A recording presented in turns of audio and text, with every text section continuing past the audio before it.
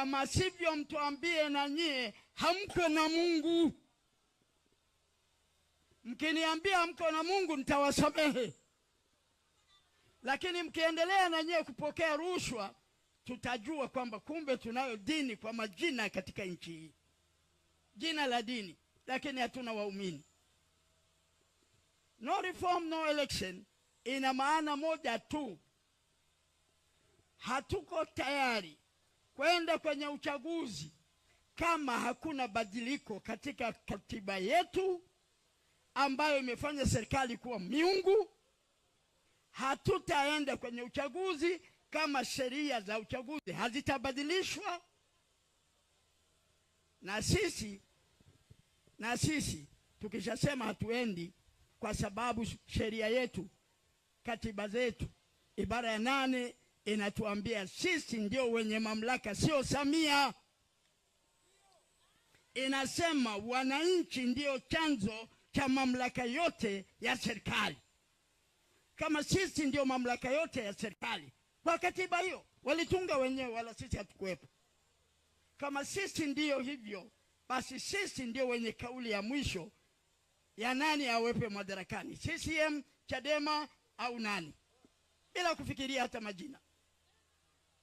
Baada ya kusema hayo, wa viongozi wenu, kwa sababu ya muda, tutawapa maelekezo ya namna gani no reform, no election iweze kutendeka. Viongozi wangu hapa sijaona fomu zikipita. Tunahitaji watu wajaze kitu kinaitwa petition. Sijui ni maombi, sijui ni kitu gani kwa Kiswahili, lakini kwa Kiingereza inalia vizuri. Kwamba wananchi tumeweka saini yetu, tumeamua hatutaki kwenda kwenye uchaguzi. Naomba kila mmoja wenu kabla mjaondoka mjaze ile fomu. Lakini muzishushe chini.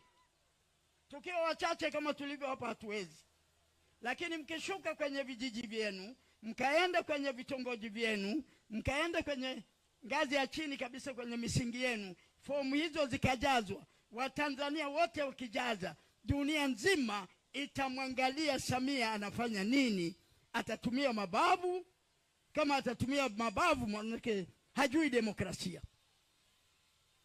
Wananchi wa Tanzania wakijaza kwa mamilioni, hakuna serikali ya Tanzania, kwa sababu tutakuwa tunatekeleza hitaji la katiba ambayo inasema wananchi ndio wa mwisho. Kauli yao ndio inaiweka serikali. Serikali haiweki kwa kubeba sanduku kuiba. Serikali haijengwi kwa kwenda na kukimbia na masanduku askari wakatumia silaha. Serikali haijengwi kwa kuwahonga kina mama vitenge, wakina mama kupewa mikopo midogo midogo wakati wa uchaguzi. Yote ni kinyume na mapenzi ya Mwenyezi Mungu, unless hamjui maana ya Mwenyezi Mungu ni nini. Nawashukuruni sana.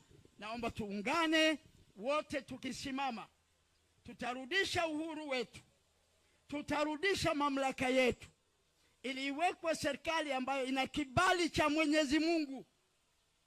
Serikali isiyo na kibali cha Mwenyezi Mungu haina nafasi